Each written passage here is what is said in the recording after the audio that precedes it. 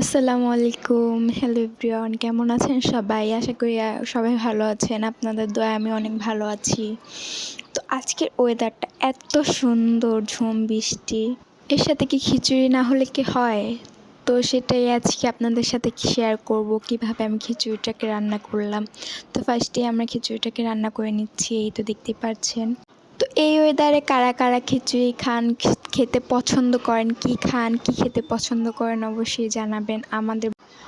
আমাদের এখানে বৃষ্টি হলে আমরা খিচুড়িটাই রান্না করতে পছন্দ করি। আমাদের বাসায় খিচুড়িটা সবাই পছন্দ করে।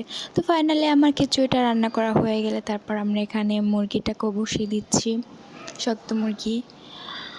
তো মুরগিটাকে আমরা এখানে রান্না করে নিচ্ছি, দেখতেই পারছেন।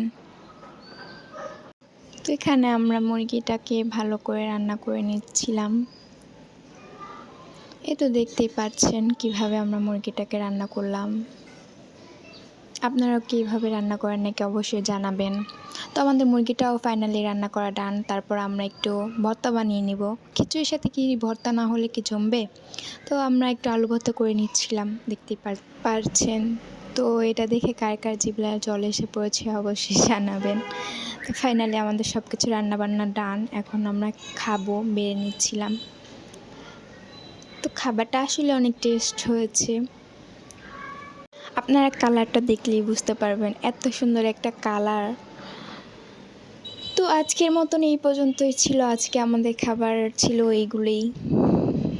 আজকের মতন এই পর্যন্ত। সবাই ভালো থাকবেন, সুস্থ থাকবেন। আল্লাহ হাফেজ।